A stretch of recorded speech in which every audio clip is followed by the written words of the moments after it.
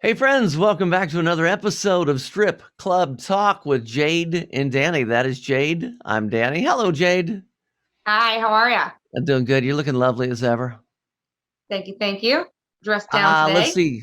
We got this thing we're doing every single week now. We're releasing all these shows Friday at 3. So if you haven't already done so, make sure you subscribe. You can subscribe to both Jade and I. Do it, but subscribe to both of us. Throw some comments in there. Let us know what you're thinking too. Last week we said that on this week we were going to talk about to some of the new entertainers about being new and being nervous because I get that a lot. I'm new and I'm nervous, and it can come from girls who are auditioning that haven't even started yet, or girls that are relatively new. So I'm going to ask you. You've been doing this for a while. Do you ever get nervous yourself? I sometimes do, and there really is no rhyme or reason to it. Sometimes I walk into the room and it's, kind of slow starting out, and that makes me nervous. Sometimes I walk into the room and it's full of people, and that makes me nervous. But it's just one of those things that you just kind of have to, talk to yourself and just get through. Mm-hmm. So what kind of advice could you give a new entertainer who is just downright scared to get up there on that stage? On the stage. Okay, so depends on who you are as a person. Some people are very confident to start out with, and it doesn't bother them to get up there, even if they don't know what they're doing yet. And then just, but if they're nervous, for me personally, I was just terrified. For me, the biggest part was getting nude. And Uh-huh. so I thought to myself, okay, if I can focus on learning how to dance the best I can and just learn the ropes as quickly as possible, then maybe that will make my nerves go away, because as long as I'm looking smooth and I'm looking good up there, who cares what I'm feeling on the inside? They'll Mm-hmm. believe that I have the confidence. Yeah. I um always Oh, go ahead. no, I you go ahead. I was just thinking, what I try to tell people is to get up there as soon as you can, because for most people the nerves end the second you get up there, or maybe 30 seconds into it your nerves end. But it's this build up, this anticipation. Oh my god, and a lot of clubs, they don't make you, and this is something I disagree with tremendously. A lot of clubs, if it's your first night, they don't make you go up on stage. And I have proven this to myself and to many managers, that you have to make them go up on stage. If you don't, they're going to go through the whole night, and their nerves are going to get even worse, and more, they'll be more tense, and they probably won't come back for another shift. So Wow. realistically, you have to make them go up. Even if you're nervous, go up there and just tell them, listen, once you're up there, you're going to forget about your nerves 30 seconds into it. And generally, when they come down, I ask them, was I right? And they say, yeah, you were right. I'm not nervous anymore. But then they'll get nervous waiting, building up to the next time. Right. Even as a DJ, there's still times, and I've been doing this, gosh, I've been DJing for like 45 years. There are still times that I come in, maybe it's a different shift that I'm used to, or something like that. Or if I go to a new club, I got to tell you, when I go to a new club, I'm a wreck. And I know Mhm. you go to different clubs. Do you Oh yeah. get more nervous when you go to Vegas and when you go to Miami and the different clubs that you work at? Yeah, I really do. There's just this anticipation. And, once you jump that hurdle of, like you said, and I hadn't thought about it that way, that maybe that's what it is and why I have the anxiety walking into it. Like, I do actually prefer to go on stage right out of the gate, because it helps take away all those jitters. And then it's like, okay, I got this. Hmm. And then, like, for me, obviously, when I'm traveling and I'm going places, if it's a new club in general, you've got not only getting up on that stage to, you've got to walk into that front door and talk to all the management and all of that. So Hmm. it's definitely nerve wracking. What would you say to people that say, I don't know what to do on the pole? That's a big one that I get. This is the reason that I'm nervous about going on stage, because I don't know how to do pole work. Right. So for me, that the answer might be a little bit different than your average dancer, because I actually danced for the first, um, almost probably the first half of my dancing career without a pole, because we didn't Hmm. have them for the longest time. Yes.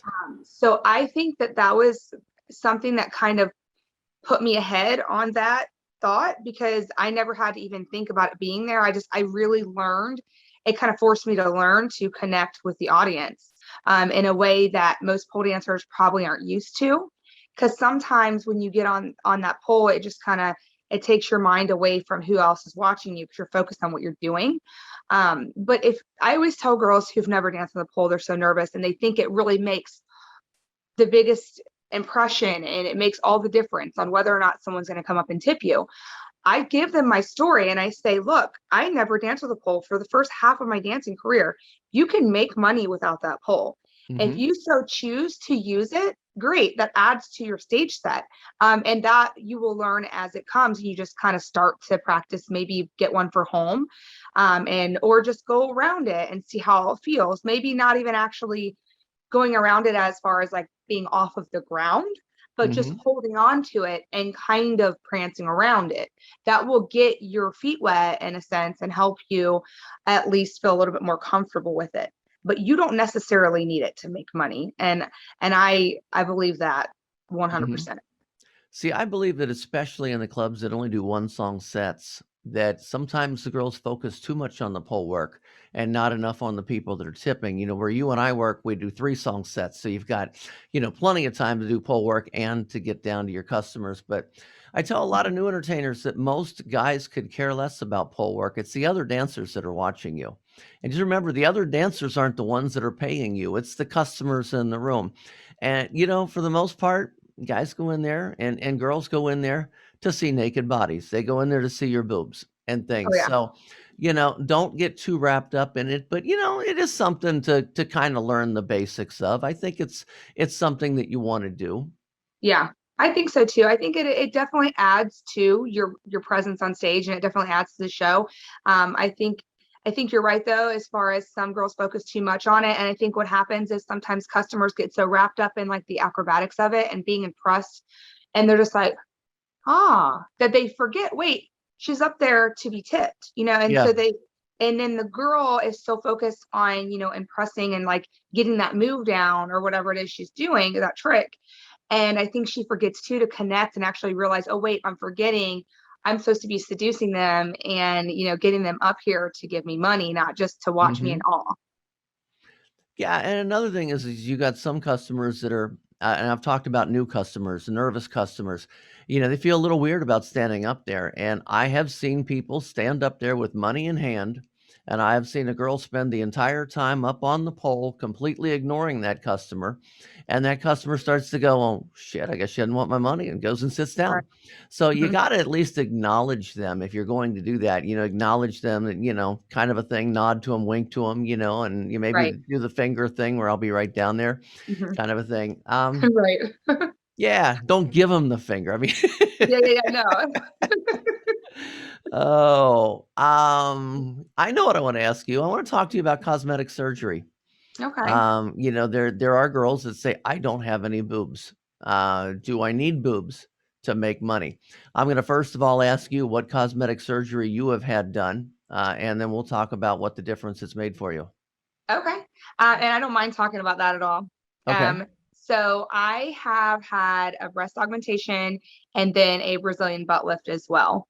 And when I initially decided to get my boobs done, it was mostly a confidence thing, just because they were really small my whole life. And um, I could go down the list of, examples of why I wanted them, but I did.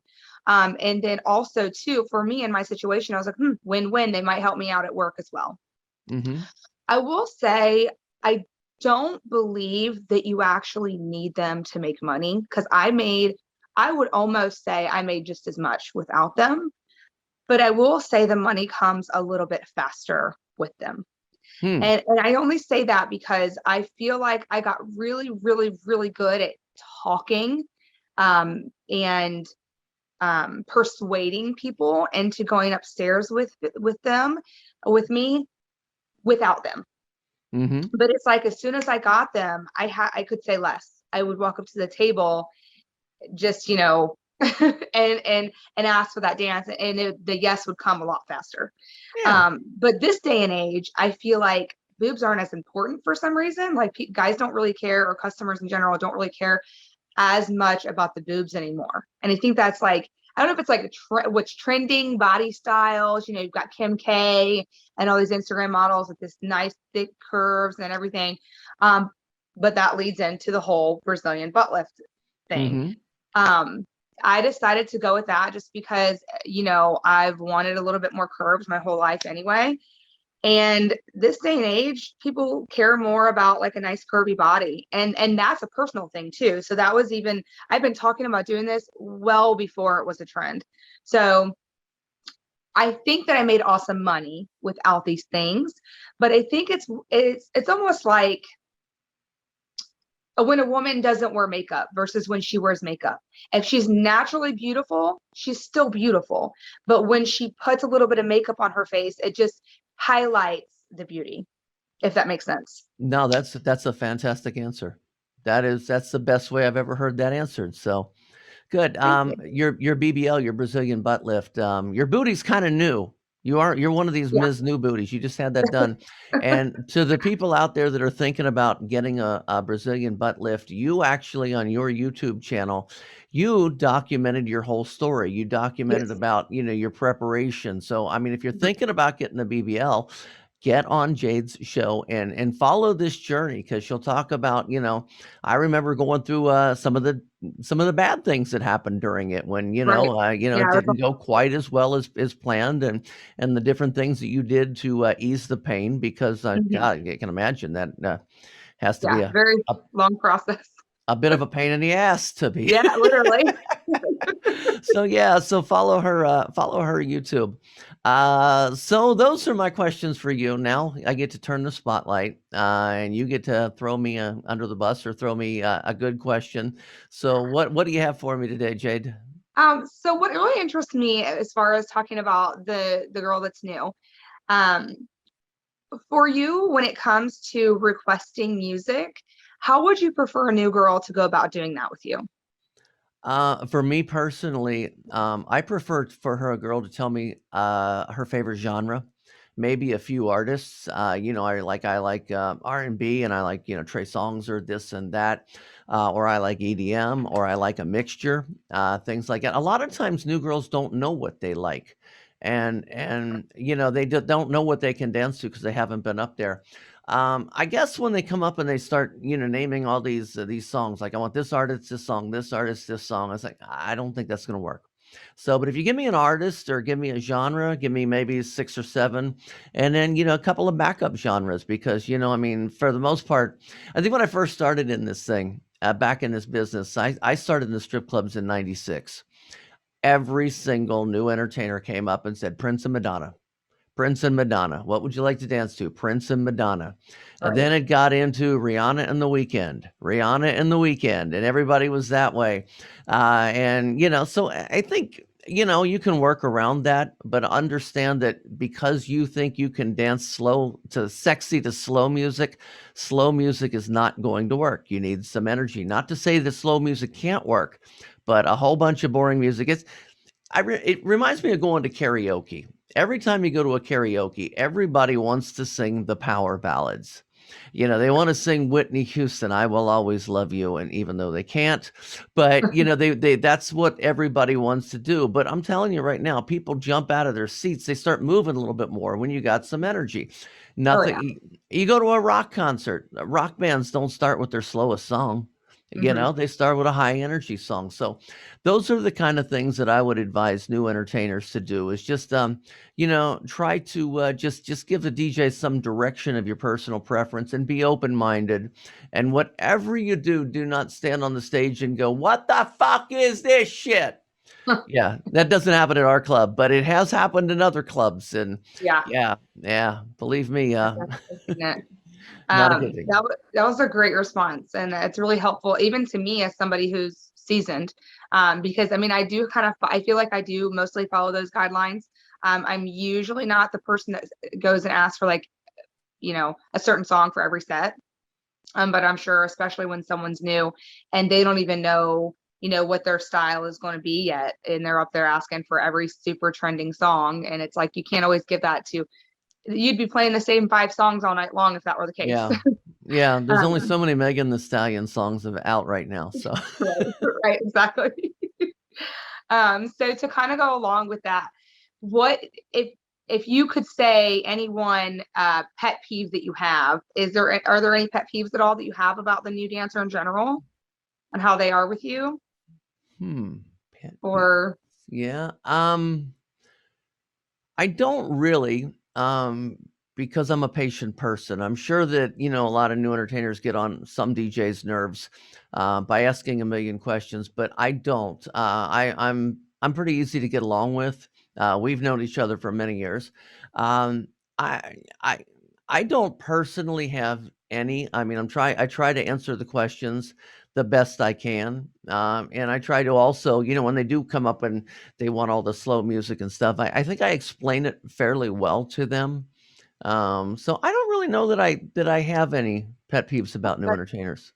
that's good. So, I do kind of have like a random out of left field question. oh shit. It's not really a DJ question. Um, I have my own opinions on it, obviously. And I know you might, just because being a man and seeing women in the industry for so long, I had something just popped in my head. Do you think that long hair matters when you're a new girl coming in, or do you think that girls can make money because guys like all different types of hairstyles? Yeah, I never really think about hair. Um, you know, um, yeah, I never really think about it. One thing that does drive me crazy is too many wigs. Or Yeah. falls or whatever you call them in the industry. When a girl's got long hair one day, short hair the next day, blonde Mhm. hair one day, a redhead the next day, it's kind of like, yeah, you got the whole wall of, okay, I think I'll be a redhead today. That Yeah. drives me crazy because I'm old school, and back when I was, coming up, I guess, you only wore wigs if you were gonna wear them all the time. You didn't want to have short hair, long hair one day. Mhm. So, yeah, that, to me, short hair doesn't matter, long hair doesn't matter. I have a weakness for redheads, but, what guy doesn't? Um, but yeah, Yeah. hair Well, I doesn't. only ask just because I feel like I used to think, because I was always told when I was new by like house moms and things, like longer hair is always better. Um, so I naturally kind of gravitate toward that. But I do kind of agree with it doesn't always matter, because I've known so many dancers that came in there with even like shaved heads on the side, and really short hair, and they still made great money. I think Mhm, it's about like and you, like you said, you can't just do like long hair, short hair, long hair, short hair. I think the consistency matters. Kind of, it goes with your look. If you mhm. change to be a redhead one day, that changes your overall look, and I feel like you should stick with that and run with it and see how you do. And it goes into your confidence too. If you're confident with a shorter hairstyle and that's how you work best, I think go for it. Mhm, And if you're confident with the longer hair, because overall it depends on how it makes you feel. So if you're really self-conscious about any one particular thing, I think that's going to make a huge impact on your just your entire night of work. hmm, very good. I think we covered a lot here. Yeah, we're You about did. 18 minutes in, so we did. Oh, We're gonna do this every week. Don't forget, follow Jade, especially check out her BBL journey. It's an amazing journey, thank you. and she does that show on her YouTube. I've got a bunch of stuff on mine as well, so subscribe and follow both of us. If you have any questions, any topics that you want us to bring up in the future, drop them in the comment box. Whether this is in Facebook or YouTube, wherever you happen to see this, drop those comments in the comment box, and we'll see if we can get those. And so that should pretty much cover everything. Oh, next week. Next week, we're going to cover how to keep your personal identity safe while being online, meaning how to not get figured out where you live, what your real name is when you're, doing the whole Instagram and Snapchat thing. We're going to talk about staying safe online, and also some tips on how to not get your social media shut down, things you can and cannot do, and the different rules and things on the different platforms. So we'll go over that next week. But hey, till then, Jade, been great. See Thank you you, guys. Danny. See you next week.